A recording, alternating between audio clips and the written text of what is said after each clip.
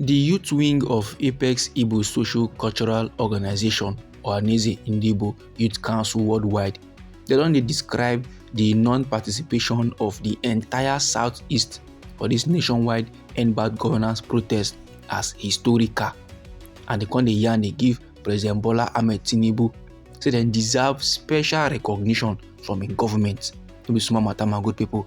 You know say for this End Bad Governance protest now wey happen from the 1st day of August to the 10th day of August for inside this our country, Nigeria, the Southeast, they no put body at all. And thank God say they no put body for the protest, because from the first day now the thing turn violent, and if the federal government no go hide them, they go just shift the thing, put for Igbo people their head, come dey blame them, say na IPOB, and they organize the violence to take cause kasala for inside the country.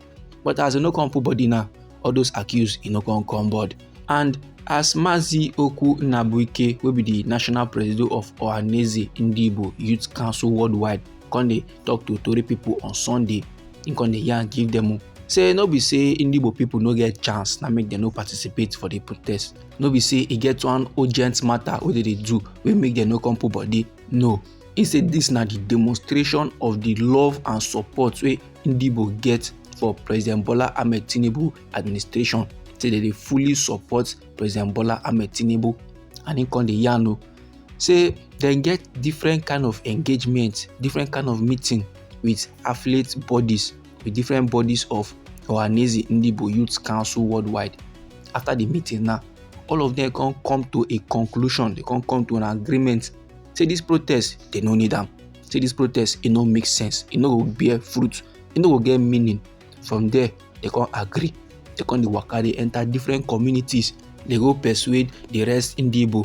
They give them reasons why they no need participate for the protest. They give them talk, they yarn them things and things why they need to come up body. As the national president of Igbo Youth Council Worldwide come yarn all these ones finish, him come they give thanks.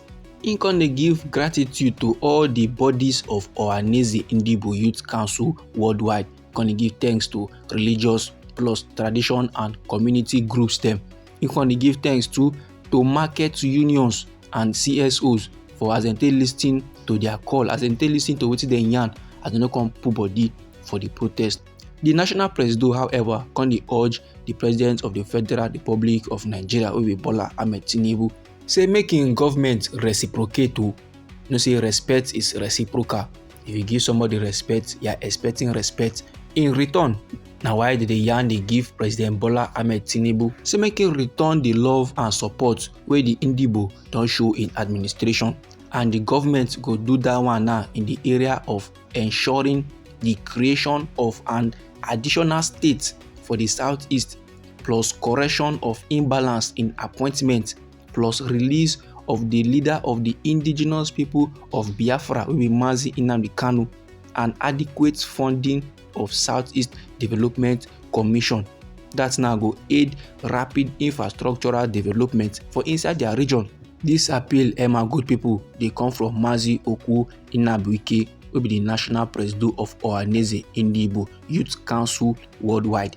Now, he don't talk give President Bola Ahmed Tinubu say the reason why they no participate for the nationwide protest will be End Bad Governance protest, and because say they fully support Bola Ahmed Tinubu administration. You understand? And all of us know very well, see, President Bola Ahmed Tinubu, na man will be say in the talk in silence. Now they take no for inside we country, Nigeria. Now to keep fingers crossed whether he go respond to Igbo, I be he go continue to keep quiet. But my good people, you know, say I be don't give you report some time ago.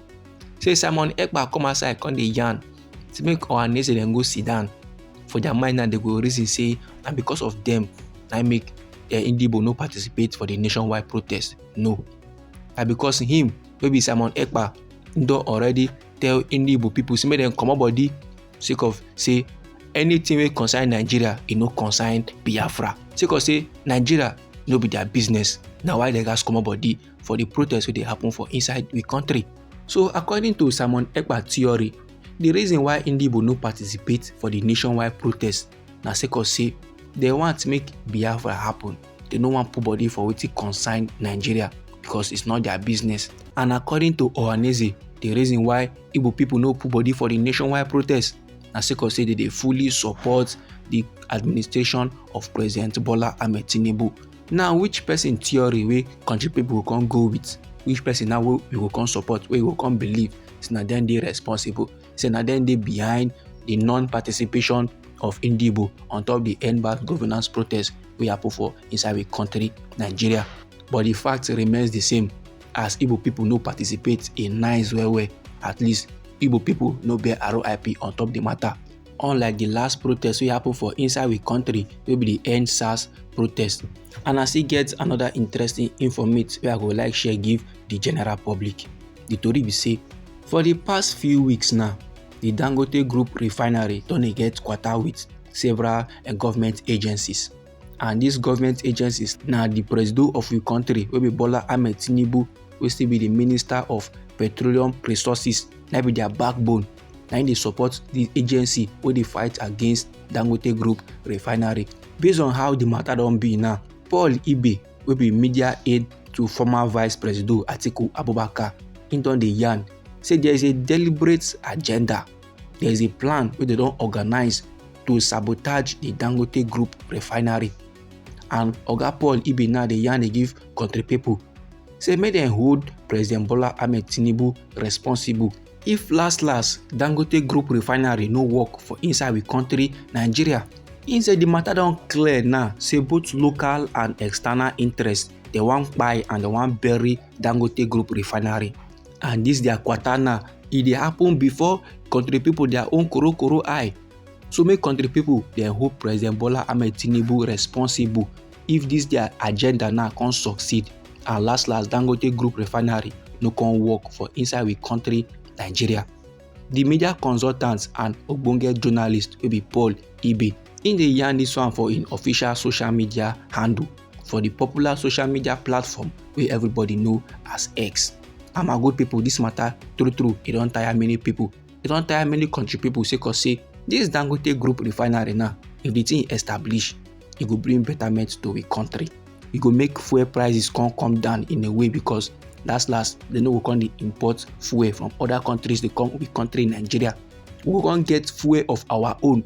That money wey the federal government still dey import fuel, they go come use am till they do another thing for inside we country. Why the federal government now they battle Dangote Group refinery wey wan bring betterment to a country people? Now wetin country people never still figure out. So this my good people na the informate wey I say make I share give the general public.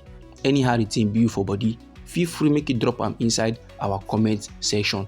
Now we be Anointed Lady TV. Now they give on our legit information on things and things wey dey sup for inside our country Nigeria. So if you go like to receive legit news like this, feel free make you subscribe to this channel and try make you put on the notification bell, so that as we dey bring the news they come, then you go first receive the updates and you go get them sharp. I dey bring another interesting information for you, my good people. Abeg, no go anywhere.